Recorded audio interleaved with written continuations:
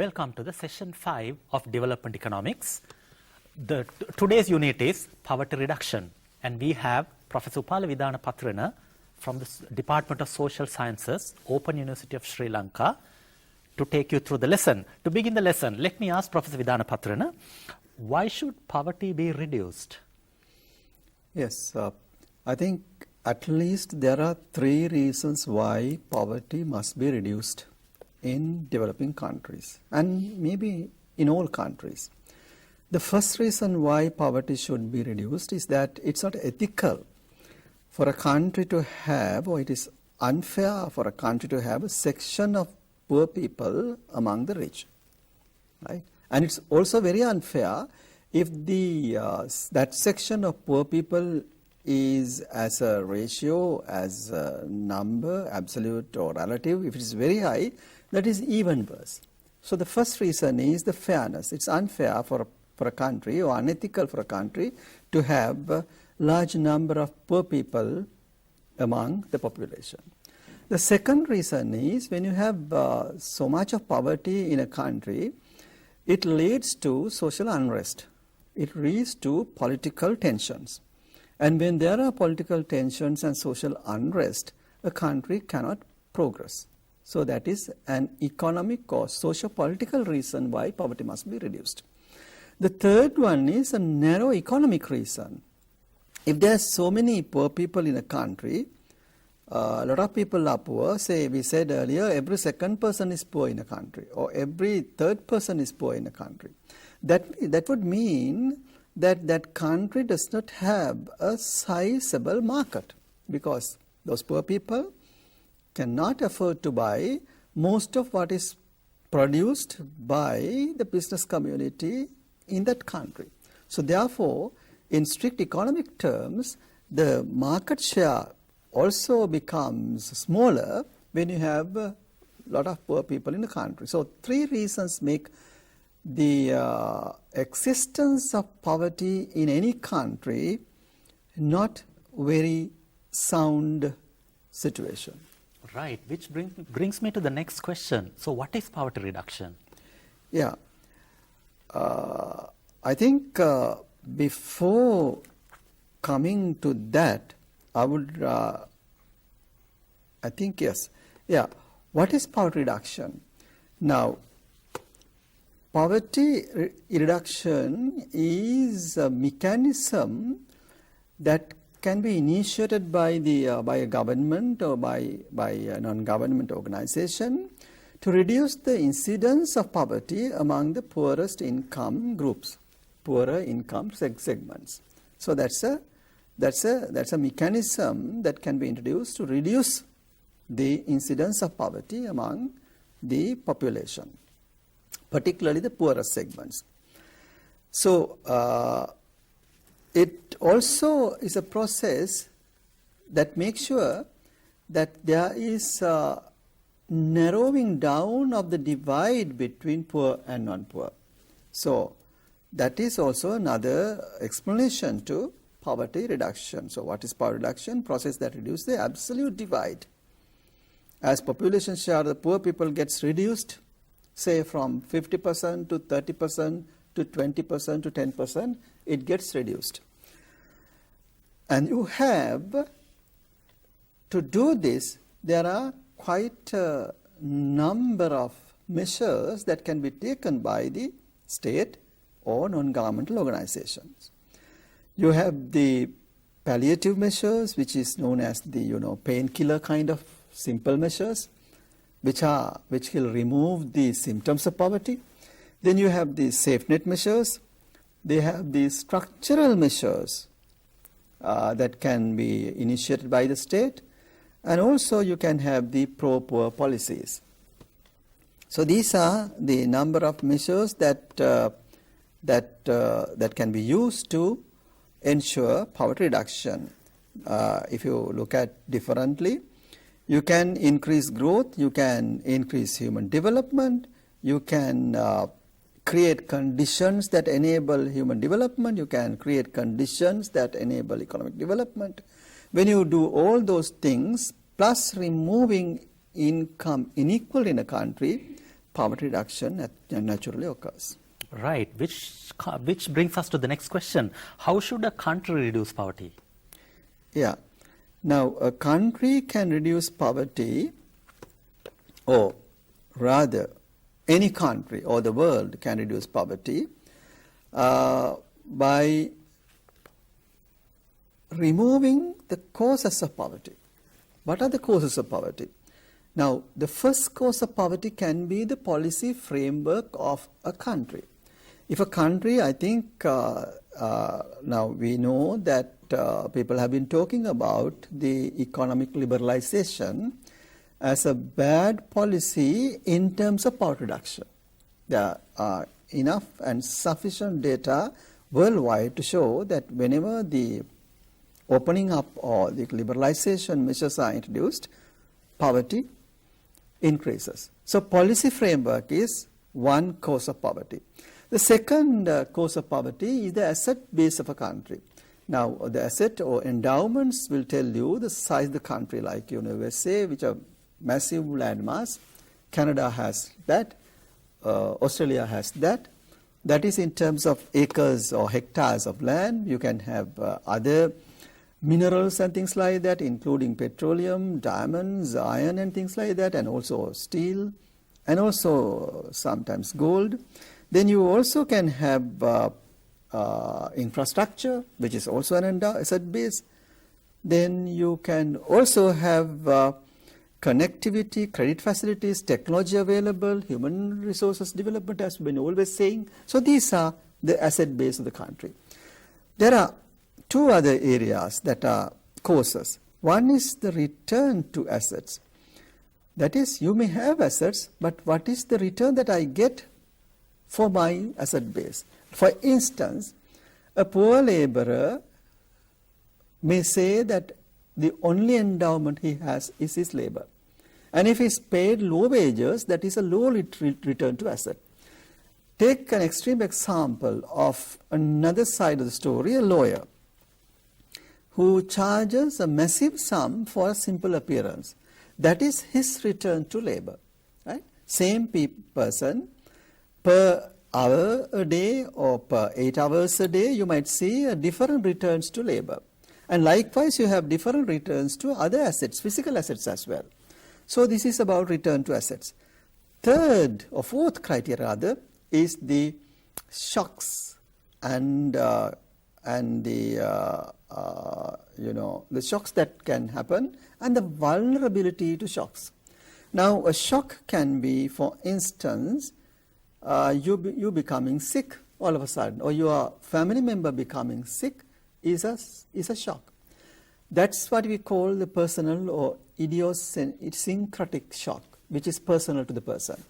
There can be other shocks which are known as common shocks, covariant shocks, where a tsunami, sweeps the entire area, or cyclone, or a flood, which is a common shock. So all four of them, the policy framework, the shocks, the asset base, the return to assets, when put together, you will see the causes of poverty. So poverty reduction in that sense then has to emanate from the removal of the causes of poverty. Right. Let us talk about pro-poor policies. What are they? Yeah. Now, pro-poor policies, you have quite a range of policies, as we discussed earlier. We said something about the, the painkiller kind of mechanisms, like just suppose there's a landslide, people go there, give them food, give them clothes, something for that week, for that month, and come back.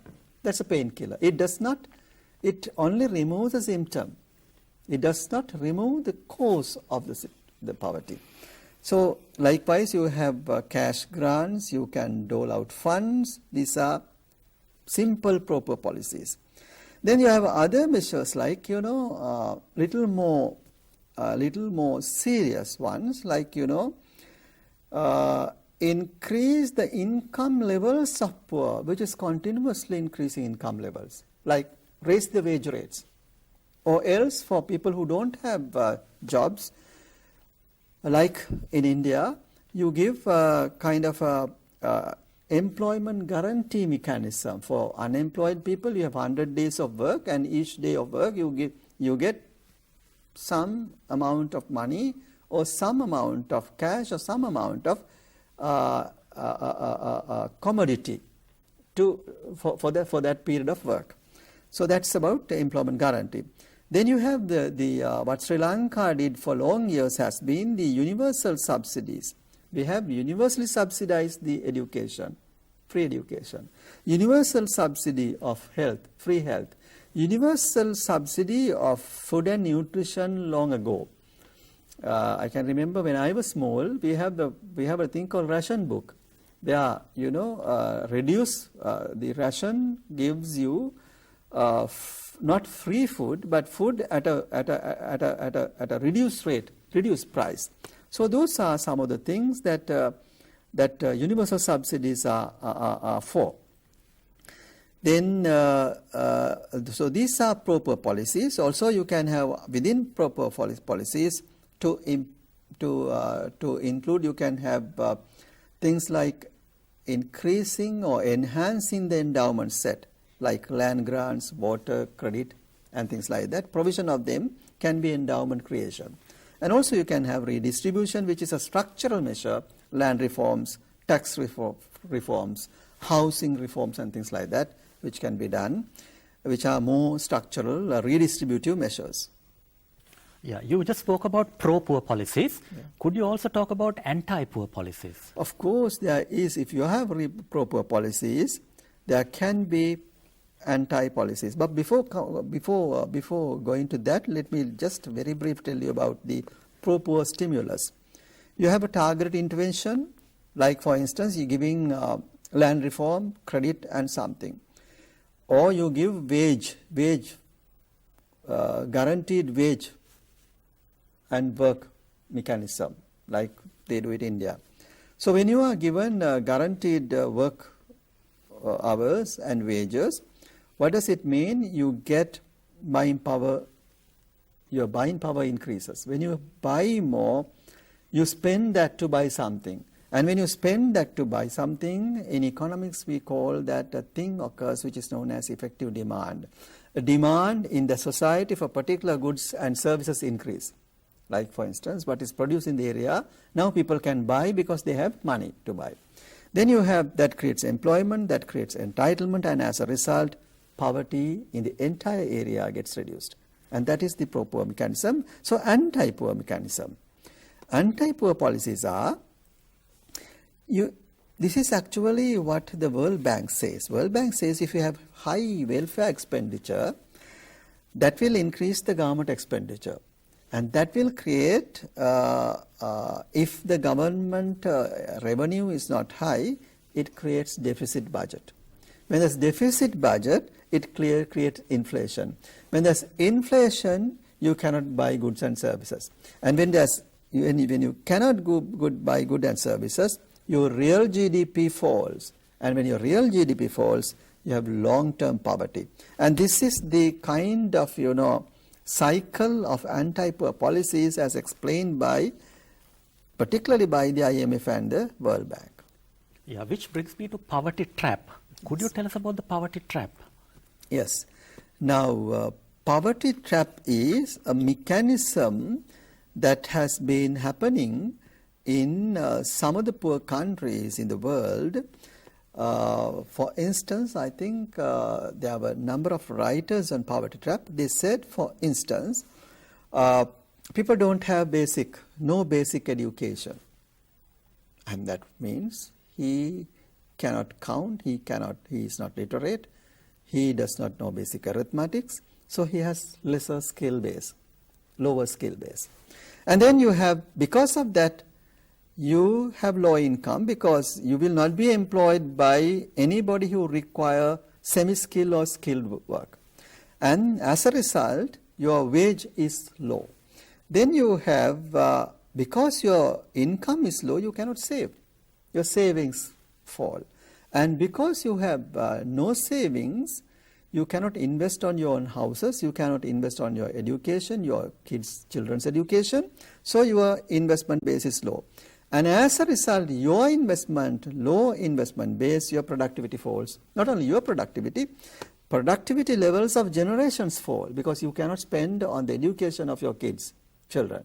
So as a result, again low productivity, again leading to low income, again leading to no basic education. So it's a trap where people are continuously being involved in a kind of a vicious cycle. So that is poverty trap. Right, which also brings me to a very important question. What are the other manifestations of poverty? Yeah, I think we just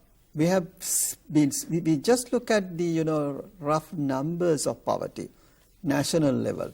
But there are other very important aspects of poverty within a community, within a country. For instance, you may have poverty very high in certain provinces vis-a-vis other provinces. So that is inter-country poverty.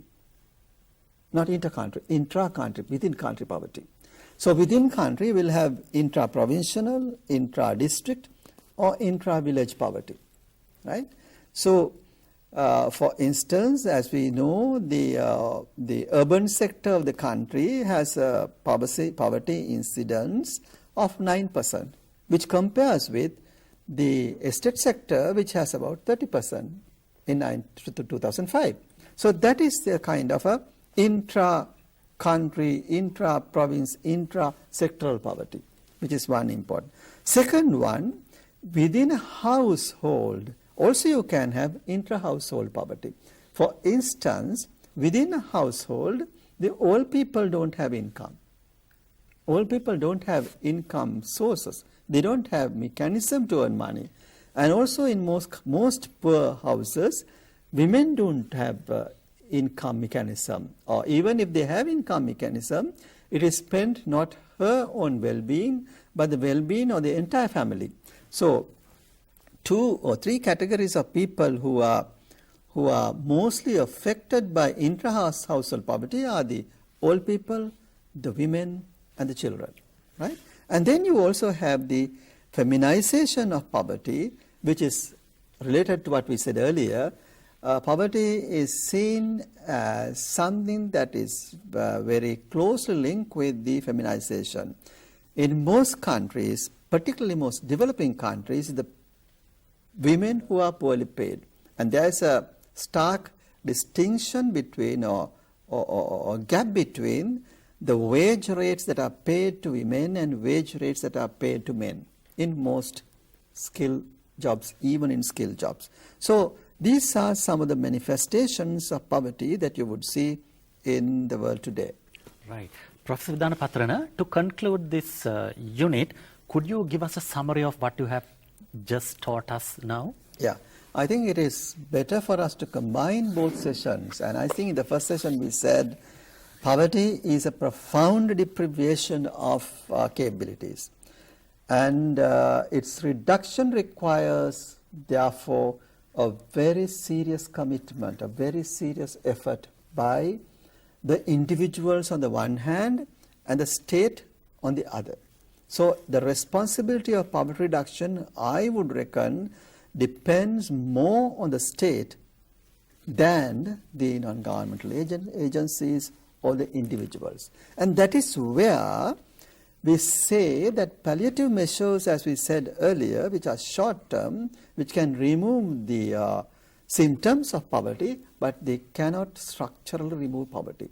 Structural removal of poverty can come from the policies of the state and the commitment of that state to those policies. For instance, if a country requires land reforms, I think a lot of countries, for instance, history shows that South Korea, which became one of the fastest developing countries in the world, grew partly because of the original land reforms that it introduced.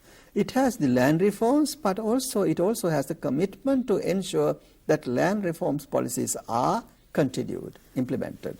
So, therefore, palliative measures cannot work that way. Only the structural measures can work that way. But in the short term, of course, you can have palliative measures like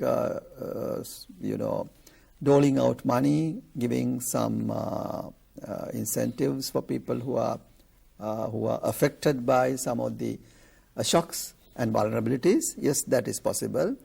But public policy must create more opportunities in the society, especially more opportunities to remove the elements of poverty trap, the conditions of poverty trap. And therefore, what is very important for any country to see a sustained poverty reduction program is to have a structural policy scheme so that that country continues working on the removal of poverty as a committed development goal. Thank you very much, Professor Vidanapathirana.